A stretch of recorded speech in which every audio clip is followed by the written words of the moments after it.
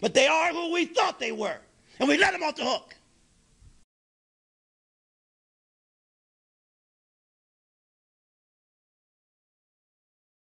They don't need you niggas. Oh, well, they damn. say they can go on vacation. And they ain't worried about you taking them to Red Lobster. She said she can afford to go to Ruth Chris. She said she can afford to go to Houston's. She said she can go to Papa Do's if she want to. They saying she can go buy her some designer if she want to. You know why? Because they are the most agreed group. They are opening more businesses. I think in 2019, Black women opened the most businesses in Georgia, like out of any state, period. Black women getting the bag. Like, what you mean? What they need you for? They saying they would actually rather die. Damn. These bitches say they would rather die. They would rather die than to settle for one of you niggas. And I personally, I'm appalled because I was like, you rather die? She said, I'd rather die. Listen. Like, I would rather go meet my maker. Die like dead, like it's over. I partake in these conversations so regularly. I hear them saying they rather die. They rather divest. They rather use B.O.B. They rather go out of town or not out of town. They rather go out of the country and get they fix. They is outsourcing that dick. They is outsourcing it. Y'all. Listen, I'm trying to tell you, they said they would rather scissor with another woman than stoop as so low as to settle for one of you.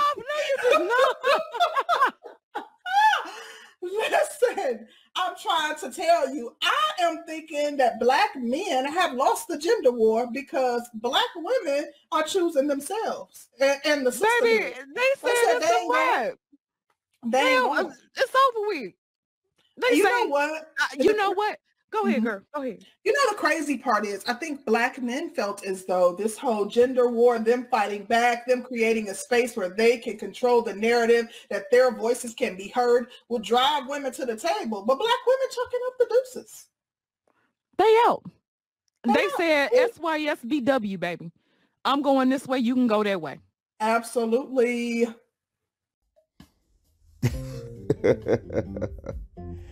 Good morning. Good morning. Good morning. Good morning, good people. All of my subs and listeners out there. My black pill Gnostic folks. You know how you wake up and you don't have a rant and you don't really have a ramble and you kind of like, there's nothing just there because like you've emptied the chamber. And so for the past couple of weeks, I kind of like emptied the chamber and I said, oh, there's nothing to reload on. And I woke up this morning and said, there's nothing there. I said, I don't have anything to rant about or ramble on. And so I said, I don't want to lose my momentum. So I said, let me peruse the internet for some inspiration, right? So I go to my favorite purple pill group, which is the Breakdown, the woman's perspective, Concrete Rose and Sister George. They always have fuel for the fire. And so I'm over there and they're talking about the title Hoes Over Bros, about Black women choosing themselves, right? So I'm listening to their preamble and the Concrete Rose is saying about some Black women are saying they'd rather die than deal with us or than be with us because there's no value in being with a Black man or being with a man, period, right? They're being coupled with a man. Fair enough. So that clip that you just heard previously was them going in on Black men. And I'm thinking, you can't make this shit up. It's like manna from heaven. It's like freaking manna from heaven. I'm like, thank you, Sister George. Thank you, Concrete Rose. I don't know what I would have done without you because I would have had nothing to talk about. And you can go over there and listen to it if you'd like. I have no problem with promoting their channel. It opens a discussion, and a lot of black men really want to jump over there and talk to black women. They want to go back and forth and argue. It's like a family feud. I don't know why. Maybe because of my age, that I don't feel any need to argue with black women whatsoever. I really don't. I really don't feel the need to go back and forth about whatever bullshit they want to talk about or have in their mind, because 90% of the time they have it wrong. And Concrete Rose has it wrong too, okay? Now, it is a fact that at some point in time, it used to be, I think the rates have gone down. It used to be that only 11% of black women would reach the age of 45 without ever marrying once in their life. And that rate went from like 10 to 11%, and it went to 17. I think it was Generation X, and I think that with the millennials, it's probably going to go down to 25%, 30% will never marry in their lifetime. So for young women now, women that either not married now in their 30s, generation millennials, I should say, Generation X is kind of aged out. Millennials and Zs, think for millennials it's going to be half will never marry in their lifetime, or with young women, Zs, right? Probably, I think women 30 and under it will probably get to be around 1 in 4.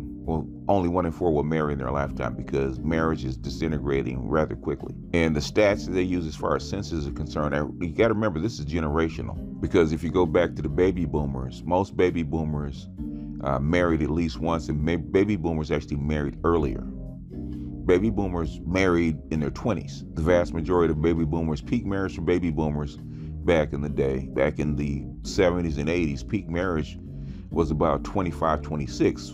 In 1960s, for the silent generation, peak marriage is at 21, and it has slowly moved up the scale to now peak marriage for millennials now is 32. So by the time the Z's come about, peak marriage will be 40. So with marriage rates dropping, the women that do marry, because most women probably won't marry, to peak marriage, the vast majority of women will marry in their late 30s and early 40s, which is well past their fertility window, which is why they count these things. But I'm listening to Concrete Rose and Sister George as saying that black women would rather die than couple with black men, or couple with you niggas, as she says. They'd rather go meet their maker. And for the most part, most men, black men, don't have any problem with that. Most black men already feel that way, already sense that that is the case, which is why most black men are saying deuces. Now, if the black women are saying deuces, there's nothing to argue about. Like I said, the gender war for me is probably over, because there ain't nothing to talk about. Either they come back to the table or they won't. And for the most part, they have come back to the table. People are having discussions. And as Dennis Green says, and I think I'll put this clip at the front, they were who we thought they were. And now all they're doing is confirming it, because black men get shamed about not marrying, or not being up to snuff, or not being adequate, or not being what black women need or what black women want, and they can do it by themselves. And black men are saying, you know what, deuces, okay? If, we're black men have to be wedded, they have to be brainwashed into wanting to get married. Black men actually said deuces like 30 years ago as far as marriage is concerned, which is why black women were complaining. Now, years ago, you being proposed to meant nothing, okay? Meant nothing. Either you got married or you didn't. You being in a relationship, as far as dating is concerned, meant nothing. Either you got married or you didn't, right? That was the gold standard. Okay, since men, and black men in particular, stopped getting married, they stopped wanting to get married, actually pulling the trigger, the standard is being in a relationship. In other words, being Black Guru said the same thing, because Black Guru is like maybe 2-3 years younger than me. We're in the same cohort. We're baby boomers. We noticed the shift that when black women couldn't get what they wanted as far as relationship status, they made up new status. They made up new status categories, like married, in a relationship, and single, and all that kind of stuff, right? So they started counting being in a relationship is just like being married. It's not the same thing. Or having a partner, a living partner, is being married. It's not the same thing. You getting a proposal, supposedly, and not getting a ring, it's not the same thing. You trying to substitute you being proposed to for being married, it's not the same thing. And most black women lie. For most black women, it's an embarrassment to get to be 30, 35 and be uncoupled. It's an embarrassment. So you ask them, how come you're not married? They always say, well, I was proposed to a couple times. Did you say yes? If you said yes, you said no, then it doesn't count. I know a lot of guys back in the day were proposed to a woman to get some pussy. And then the woman's pseudo-engaged for 5 years and the guy never marries her and she's wondering why. So you being proposed to doesn't mean anything. And some guys proposing doesn't mean anything either, because I know a lot of guys that did that would propose to 4, 5, 6 women and never marry and never intended to marry. So now black women are actually substituting things other than marriage for marriage, or for wanting to be married, or of wanting to be desired as wives when they know they're not wives. Black women are not wives anymore. So if black women are not wives, why do you get married? Why do you want to get married? And most black men don't. 51, now 52%, because it's growing. 52% of black men aren't married and don't have kids. And this is going into men over 40 that aren't married and don't have kids because they don't need to. Only black women need to have kids. That's like they're out of desperation. They want to have one child and they don't have a partner that they approve of. So guess what they got to do before the window shuts? They got to desperately have kids at 35 to 40. And women, black women in particular, have been brainwashed into thinking that this is okay. And for black men, that's not really a problem. Black men don't have the same fertility window. I think black men's fertility window ends in their 60s or 70s. So a man's fertility window is like double what a woman's is, because we don't carry eggs. Okay, we produce sperm, and sperm has to be produced, daily. It's not one of those things where we have all our sperm in our testicles when we're born. It doesn't work that way. It has to be produced fresh daily. And even a man that's in his late 60s, if he gets a testosterone shot and goes through testosterone treatments, his sperm will come back. He'll start producing more sperm because it's testosterone that triggers the production of sperm. So a man going through fertility treatment is going to be a little different. Now his DNA over time, as you age, will it start to break down? Yeah, and that's always a problem. But it's not the same problem that women have. And there was one thing that Crete Rose quoted that kind of boggled my mind. She was saying that one article that she's reading, and she didn't shepherd her material well enough, saying that 42% of black women are married, and that is not true. Only maybe less than 5 million black women are married. I think it's like 4.5 million black women actually married, currently married. Does it mean that they've never been married? No.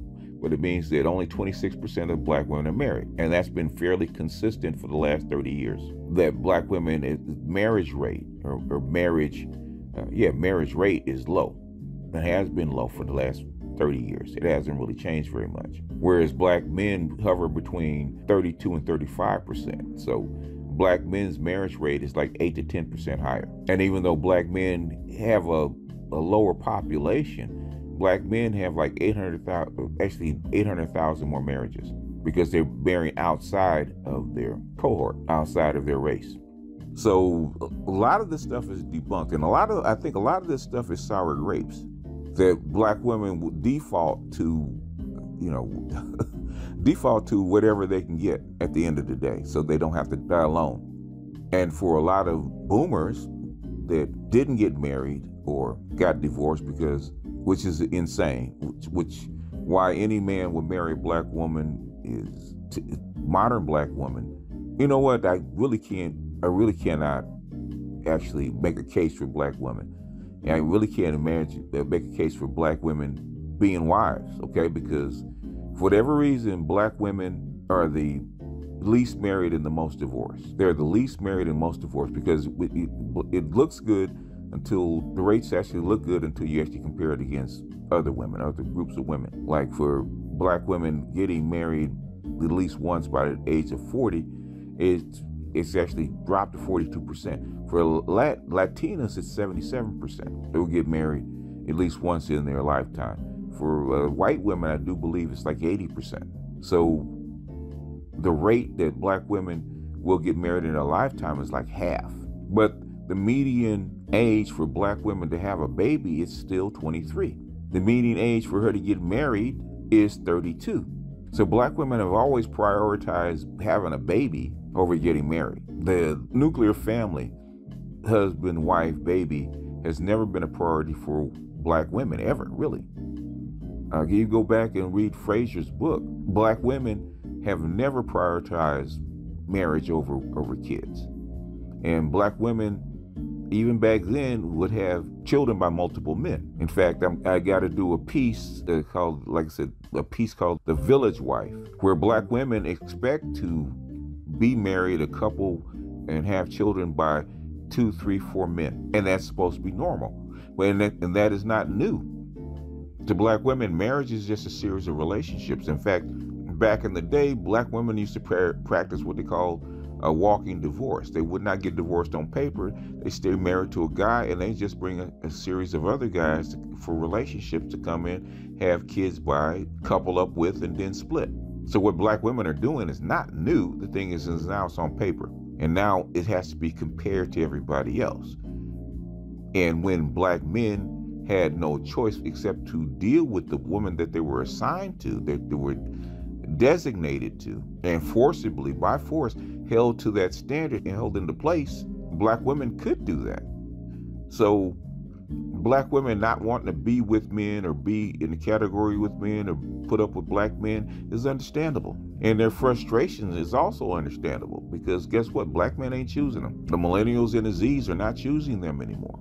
And as black women have come back to the table, per se, to negotiate, per se, we find out that what they believe in and their habits and their attitude toward black men is embedded, and you can't dig that out. So black men have a choice. They can either go someplace else, find other groups of women, which they increasingly are, if they're going to get married, or not marry, and still not deal with black women, and let them throw up their fingers and say deuces. Because black women have thrown up fingers and say deuces, and black men have said, okay, you know what, good luck, I'm over here. But the other thing is, very seldom do I see even men complain about marriage. For the most part, men don't complain about marriage. That's something that Janet Yellen talked about, the old shotgun marriage.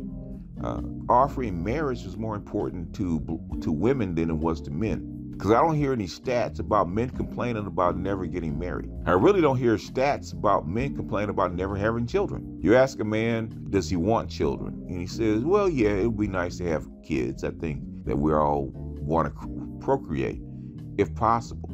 And you ask men, will it actually have your life unfulfilled if you don't have kids? And most men will say no.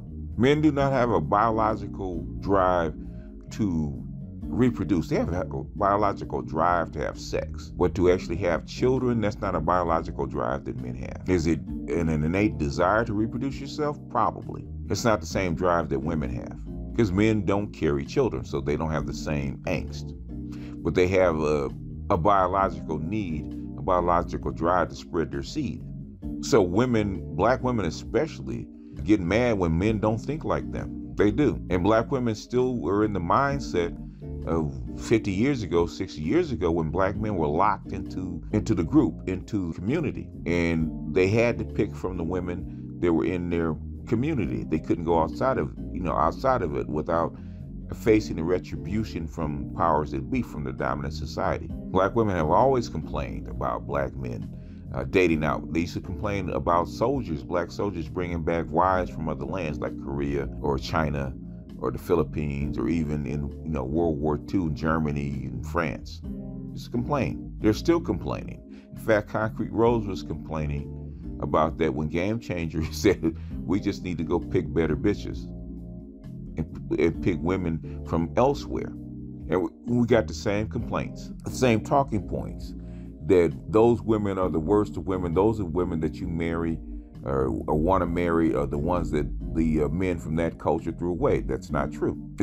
Most men, black men included, come from first world countries. Your blue passport puts you at the top of the heap. Women die to get into this country. You know, women look at men, American men, because we're not black when we leave, we're American. And we have just as much status as a white American with a blue passport. And when our blue passports goes any place else in the world, because we're at the top of the heap, it carries impact. So we don't get the worst of women from elsewhere. We get the best of them. That's a dirty little secret. We actually get better women when we go outside the country, which is why you go out in the first place. Men know the value of women. Men can shop. Men can evaluate logically what they get. When men know that you get a woman that's here in the United States, say you're an average dude, and in the United States, you're average looking, you're average height or less, you make average money, and the black woman you get is going to be 50, 60, sometimes 100 pounds overweight. She's going to be a 5, and she's going to have a bad attitude, and she's not going to be cooperative or feminine. And that's what you're going to get if you get here. If you go to Brazil or you go to Colombia, you go to the Dominican Republic, you're going to get a chick that's a 7 or 8. She's going to have a better attitude. She's going to have domestic skills. She's going to be way more cooperative because you have the resources and the power that she needs because you're an American. So you're not going to get the worst of women. You're going to get the best of women because the men in her cohort, in her circle, can't compete. They make 1/5 of what you make. They can't leave their country. You can. Most men in most third world countries never get past the 6th grade. Most black men have had at least some college with some kind of trade or skill, especially the ones that travel. The ones that travel outside the country on a regular basis are probably in the top 10% of men. So if they get a wife or girlfriend outside of the country, which is kind of rare, they're going to get better women because they are worth more. Now, when Sister George and Concrete Rose actually talked about black women traveling and going on vacation for penis, they use it as a point of pride that they could. Well, we can just leave you behind. We don't need it. We can go get what you offer elsewhere, which is true. I would never say that they couldn't. They can pay for penis just like everybody else. They can have casual sex. Any woman, most women, if they're a 5 and above, they can have casual sex on a regular basis. Having sex for a woman is easy. Getting a committed relationship for a man that was actually going to finance her is hard. Getting a man's non-sexual attention is also hard. And just like the video I played yesterday, I think the other day, the TikTok video, where a black woman was complaining that most black guys don't even like black women anymore. And they're wondering about that, and they're getting tired of it. Because the Z women are actually catching hell. Generation Z women are catching hell from these guys. We don't even like you anymore because you carry negative traits, and those negative traits are actually on display in just the 2-3 minutes I played with the breakdown. That attitude right there, that shit right there is why black men are bailing and jumping over the fence. And black women are using it as a point of pride. Ha, I don't like you. And black men says, okay, that's true. You don't like us. And we knew that you didn't like us. And everything that you said confirms what we already thought, what the manosphere is saying. That they don't like you like that. They don't want you like that. So why are you caping for them? Because we constantly get men and women coming over and caping for you guys, saying that you guys are the best woman for us, and basically you're not. And some of it is because you can't be, and some of it is because you don't want to be. And that is the reason that black men are bailing. And the thing is that what women get upset about is black men are telling them that we're getting ready to bail and leaving. And instead of trying to get better or provide more of what we need or try to convince us to stay, they're trying to shame us into staying. And they're sending other men over to try to shame us into staying. Like, you can't go overseas unless if you go overseas, you're a pedophile. If you go overseas, then you're a wimp or a simp. If you go overseas or pick another group, then that means you're a weak and you're a beta male. And you know what? A lot of guys are saying, we'll take that. We'll take the simp, we'll take the beta male, we'll take the failure, just so we can be happy. We'll take all that stuff.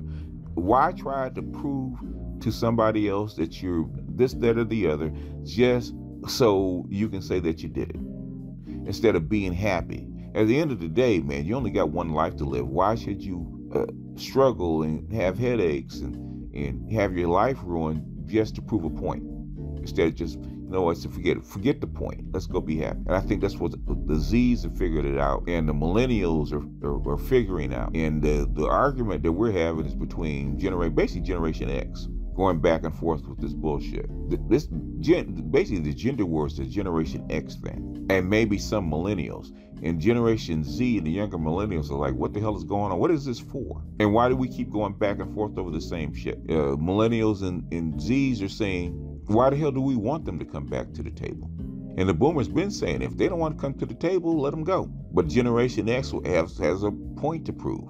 And it's Generation X constantly going back and forth with them, constantly in their comment sections and on their videos, having arguments about the same shit. It's like, and everybody else is saying, stop arguing with these women and let them leave. There is no gender war. Now, is there war with the state, so to speak? A battle with the state to get your rights, to get your just due as a citizen in this country, just like everybody else, which is equity and fairness? Yeah. But the rest of that stuff, that's over. Basically, what Generation X really wants, or millennials really want, is control of their boys. So you don't screw them up and ruin them to where they have to be fixed after they get 18. That's what they really want. Get the boys out of the hands of these chicks. Because for the most part, these chicks, these millennial women, and even these Generation Z women are inadequate mothers. For the most part. I'm not saying all, but for the most part. The data shows it. We don't even have to question it. Which is another reason that men are actually leaving. It is what it is. So I'm going to cut this off because I really didn't have much of a rant or even much of a ramble. And I wanted to kind of mail this in. Hopefully I can get some of the other stuff done, because I got a couple other things that I want to do, but they haven't marinated long enough. So hopefully I can actually take them out of the marinade and actually put them up for you guys. I want to start putting more on my Patreons, but so I think I'm trying to do more of my morning talks on my Patreon. I'm still gonna, actually keep a fresh can of whoop ass open for the Black Gnostic Pill channel, but that's something that's gonna be ongoing. And sometimes you get up in the morning and it just ain't there. And it almost wasn't this morning, but hey, shout out to the breakdown for the last second Hail Mary. But anyway, I'm gonna jump off here. This is BGS out, and I'll see you guys on the next one. Peace.